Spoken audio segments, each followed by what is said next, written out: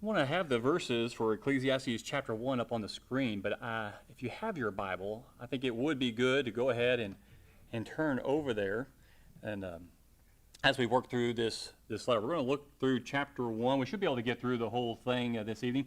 And the first chapter, really the first 13 verses or 12 verses are kind of an introduction, setting the tone for what the writer wants us to see and understand his purpose here of why he is writing what he's writing or saying the things he's saying here. And he opens up, excuse me, with verses 1 and 2 with the words of the preacher, the son of David, king in Jerusalem. Vanity of vanities, says the preacher, vanity of vanities, all is vanity. Now, before we start looking at that, keep your finger there, turn over to chapter 12, verse 8. And you'll notice that there in chapter 1, verse 1, the words of the preacher. You got that third person in the writing before he gets into first person. And then at the very end, in chapter 12, starting in verse 8, it happens again. He moves away from the first person writing and goes back to a third person. Vanity of vanity, says the preacher, all is vanity. So you got that phrase bookending the whole letter of what he's about ready to write here. So keep that in mind. That's going to be important because of what he's going to want to try to get across to you and me, his readers. So when we come back over here to chapter 1, the words of the preacher, the son of David, king in Jerusalem. Nowhere in the letter do we see him actually name himself, but who do you think wrote this letter? Solomon. That's who I think. There's always going to be others out there who have differing ideas. But ultimately, does it matter if we don't know who it is? No, we know that the church kept it. God put it in his word for a reason, for us to learn something from it. And so here we have the preacher. He's the son of David. Solomon would fit that. King in Jerusalem, that also would be him. But imagine if you were in Jerusalem and King Solomon, wisest man on earth, and you knew he was wise, and he's done great things. He comes up, he stands up. You can tell he wants to say something. And you knew he was going to speak. Would you be hanging on to every word he would say? And he opened up his lesson, his sermon, with vanity of vanities. All is vanity. Would that grab your attention? Man, yeah, why? Why, Solomon? Why would you say? What does the word vanity mean?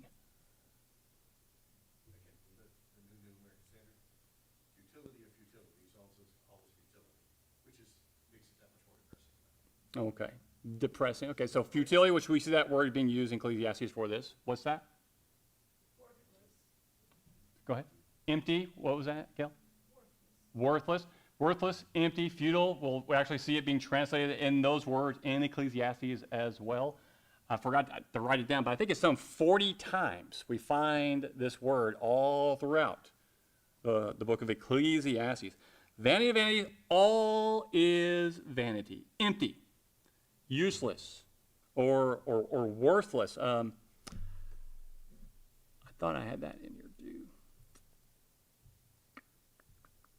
I thought I put in Webster's dictionary on that word, vanity. Well, when he said, oh yeah, here it is right here. Breath, vapor, or idle. Webster's dictionary defines vanity, as having no real value. Having no real value. We find it translated as vapor or as idle or as breath. Why do you think vapor or breath? That would be some of the translations of this word. Yeah, here 1 minute, gone the next. So really it has a whole lot of meaning to this one word. And we'll see that when we get down to verses 4 and following. He's going to start describing things that try to help us understand just what he means when he says vanity of vanity. All is vanity. So if that was Solomon who came out and said that, that would grab my attention. I would really listen to what he's got to say. And so he starts off verse 3. This is setting the tone for the whole letter. This, I think, is his purpose of why he's writing this. what advantage does man have in all his work which he does under the sun? That is a good question. What does he mean when he asks that? What advantage does man have? Well, he's able to eat. Huh? He's able to eat. Able to eat? Okay, what else? Able to live. Able to live. Then what? And then he dies. And then the next guy comes along, and he makes a garden, and then he eats, and then he dies, and then the next guy. And you see this ongoing cycle. So it's an interesting question. And he starts in verse 4, answering that very idea, what Larry was saying. A generation goes, and a generation comes, but the earth remains forever. So what is he saying? Cycle. There's that cycle. Also the sun rises and the sun sets. Hastening to its place, it rises there again. Every day. I've never really felt that way, that monotony in my life until I had kids. So you get through the whole day, you finally get them in bed, and then you go to bed, you wake up the next morning, you start the same routine over again. And again, and again, and it never ends. And it does feel kind of vain. Like, is it ever going to finish? Are we ever going to get where we need to be? And so you see he's building this up. He goes on, verse 6. Did I get? Yeah. Blowing toward the south, then turning toward the north, the wind continues swirling along, and on its circular courses the wind returns. All the rivers flow into the sea, yet the sea is not full. To the place where the rivers flow, there they flow again. So he's saying the same thing, different illustrations, right? Where you got this circular manner of life where it's always the same. It doesn't stop. It continues on. But there's something else that goes on in life that does come to an end. He's going to be getting to that in later chapters, not here. All things are wearisome. Man is not able to tell it. The eye is not satisfied with seeing, nor the ear filled with hearing. That which has been is that which will be, and that which has been done is that which will be done. There is nothing new under the sun. Let's start with that. Let's look at verse 8. All things are wearisome. Man is not able to tell it. The eye is not satisfied, and the ear is never filled. What do you think he means by that? The eye is not satisfied. Ear is never filled. He's talking about himself, and he had it all. Okay. He was never able to find happiness and peace. Okay, I can see that. All right. Yeah, it sounds kind of negative. I've seen it all, but I can't stop seeing. I've heard it all, and I can't stop hearing. Okay. It's not satisfying me. I'm bored with life. I can see applying it to the preacher, the writer here, but I think he's still talking about all mankind. Is the eye ever satisfied? Is the vehicle you bought ever, that's it, I'm never buying another one, I'm good? Or is the book you read or listened to on audio, is it ever enough? Do you ever get enough information? Have you ever felt satisfied with what you received to the point where you never need anything again? Ever? I think that's what he's saying. We're never satisfied. It's never enough. All things are wearisome. I'll never forget when I got my first Surface tablet. Oh, I was so excited. Oh, I loved it. I'll never get another one. And then the next version came out. It looked so pretty, but I didn't need it. Everything was working great with what I had, but I wanted it. And then the next, and then the next. Same thing with the Apple phones, right? Everyone wants the new one, but why? What's wrong with the one you got? Nothing. But we're never satisfied. Same thing with hearing. Always want. Who is it that always wants to hear something new? Do you remember that? Who is that? In the New Testament, always wanting to hear something new. Hmm? No. No. Or deaf ears, maybe? It was on, huh? Yeah, Mars Hill. That's right. They're on Mars Hill. And everyone said, he's got a new thing. Paul's got this new thing. They're always interested. It's always something new, never satisfied. That which has been, verse 9, is that which will be. And that which has been done is that which will be done. So there is nothing new under the sun. What does he mean? Huh? It cycles. It cycles. So let's verse 10 kind of ties into that. Is there anything of which one might say, see this, it is new? Already it has existed for ages, which were before us. There is no remembrance of earlier things, and also of the latter things which will occur. There will be for them no remembrance among those who will come later still. Yeah, and we're definitely going to see a lot of it. That's very true. We're going to see a lot of that in Ecclesiastes. I think that's true here, but I think it's also broad because he's still in the same tone he's been working through in these several verses in that of the whole world, the whole earth. That you're never going to find anything really new because even whatever you bring, you'll be gone, and there will always be something else. But it's really nothing built that there already hasn't been. They've been able to write since the very beginning. We've been able to build homes and have fires and have heat ever since the very beginning. There's nothing really new under the sun, Tim. So, Tim says that this is, and he's right, that there's this idea that he's going to receive everything. We're going to see more of that as we work through the letter. But I still think that this opening verse is just, he's showing that everything, there's this cycle. Everything, you're going to come and you're going to go, and everything's going to keep going as it is. You're going to come, you're going to have all these grand ideas, you're going to try to do all these things, but everything's going to continue the way it is. What's the purpose of what you've done? So there at the very beginning, what advantage does man have in all his work which he does under the sun? And then he starts going through all these things. So what's the advantage of all the work you do? What are you working for? We asked the question like this today. What's my purpose? I think that's what he's saying. He's putting that out there. I think that this was on his mind. Now he's putting it out there to the congregation, bringing this assembly he's got. What's your purpose? All is vanity, what Tim and Alex was getting at. If you're an unbeliever, and what are you building toward?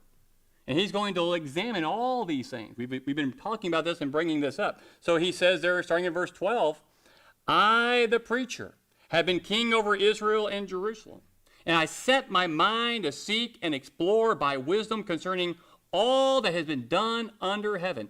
It is a grievous task which God has given to the sons of men to be afflicted with.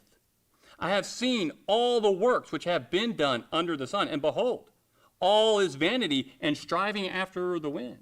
What is crooked cannot be straightened, and what is lacking cannot be counted. So he's saying, I put myself out there. I've looked at all these things, and he's trying to answer that question. What advantage does man have? And I was hoping the Wolf girls would be here. I don't know, Kyle, if you guys at Chaparral do study these things. You probably do, or I'm sure you've thought of it. You know, when you guys are looking at the philosophers of old, Aristotle and Plato and Socrates, what was it they were always doing? Asking questions, trying to discover a purpose or man's purpose, or looking at things from a different perspective. And mainly is, they're asking all these questions. And here he actually has the one most important question: what advantage do we have? What is our purpose? So he goes out there and he looks at everything. And if there is no God, if you don't believe in God, then what good is it? Grasping at the wind. It's grasping at the wind. Because so what? You're going to live, you're going to do all these things, you die, and then what? Well, everything continues going the way it was, and you're dead. And all that you had goes to someone else, and they do something with it that you probably didn't intend. How often do we hear about these very rich people who are not religious, they don't believe in God, and they're on their deathbed, and they're trying to think about what's going to happen with their money. And they don't want their kids to have it. Why don't they want their kids to have it? They don't trust them to do what they would have done with it. Who would do what they would have done with it? No one. They're the only ones. So, verse 15. What is crooked cannot be straightened, and what is lacking cannot be counted. Now, why does he start with that? What is crooked cannot be straightened. Is that true? If something's crooked, let's say a road, can't you straighten it? So what does he mean? I think it's exactly what Alex is saying right there. When they're trying to feel something, they're trying to do something right, they recognize something's wrong, it's not moving the right directions, and what do we normally do? We try to give more money.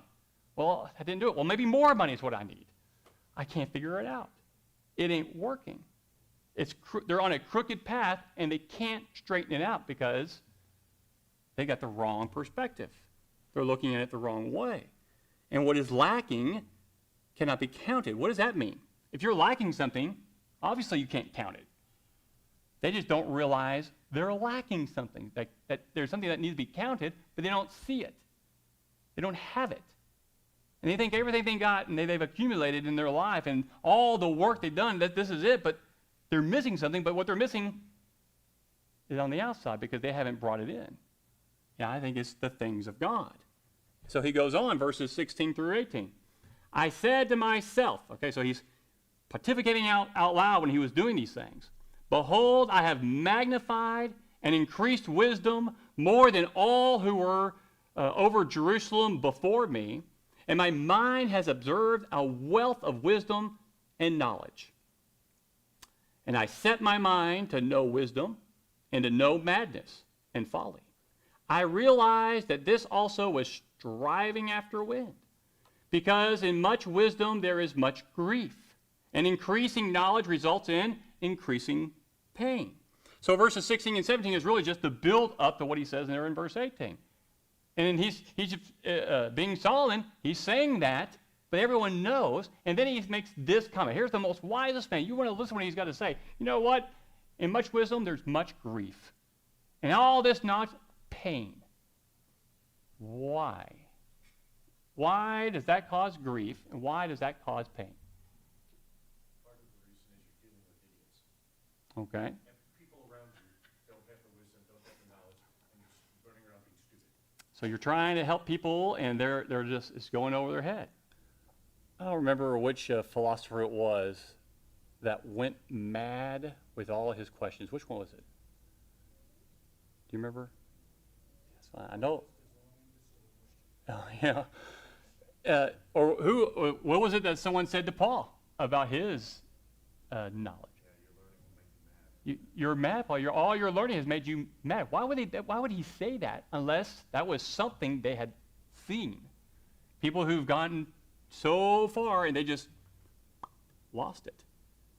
How does wisdom make you grieve? How can knowledge increase pain?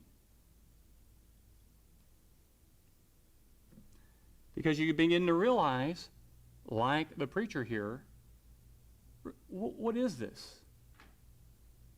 What's our purpose? It always goes right back to that question here in verse 3. That's the tone for the whole letter. What advantage does man have in all his work which he does under the sun? And that's what he's going to look at. And from this point, now that he's established this, from this point forward, he's going to start looking or showing us everything he's done and looking at not just for himself what he's done, but what he's witnessed other people do. And to what end, to what purpose, what gain or advantage, as he says in verse 3, do they get? This letter may come across in a negative, maybe depressing, but I think it is an uplifting and a very joyful letter because of how he ends it. Because we know what advantage we have. We know why we are here. But those who are outside of the knowledge and wisdom of God find themselves in this state. They don't know. It's grievous. I mean, to what end? I should have brought my list. I remember that list that I went through, all those great philosophers and thinkers, the end of their lives of what they thought of life, it was a negative. It was all negative statements and thoughts that they had there at the very end, because they began to realize, what was the point? To what end? Was that all this that they did and all that they've written and all that they've done and all that they've learned, what was the point? So what? So what? And so he'll be looking at all these. The poor man and the rich man, the wise man, the fool. What does it matter? Because in the end, they all what? Die. They all die. So what was the advantage that the man with wealth have? What was the advantage that the man with wisdom have? Really, no advantage at all. When you just think about it. If this is it, if this is all that life has to offer, we come, we go, and the sun still goes, and the rivers still flow, and the wind still blows. But what impact did I have? Great questions. And this is what I think the young generation of the high schoolers and those in college, they need to be learning Ecclesiastes. They need to study this. I know Blake in her class at Greyhearts, they're actually studying Ecclesiastes in her class. And I'm thinking that's great. I hope she gets an opportunity to really look through these things, ask us some questions, and have an opportunity to really help them see a few nuggets of truths that they can hopefully find from this. And the key is, I think, is verse 3 about what advantage does man have in all his work which he does under the sun. So I want you to read through this. Think about what the preacher here, Solomon, is doing. He's wanting to show his audience something. Remember, he's calling himself a preacher. He's talking to an assembly. He wants them to understand something. He wants them to ask that question and to lead them to an answer. And he does it by going and showing them all the wrong answers, which they've all been doing, and what they should be focusing on. He'll sprinkle it out all throughout, and then he also ends with it as well, the same way. So let's do that. Read through it. I think this is a great letter. We can glean a lot from it. And I think chapter 1 is a great way to open it up, obviously, and then moving into chapter 2. Really, verses 12 and going into chapter 2 is this next section. But we'll hit on that next week when we get to chapter 2.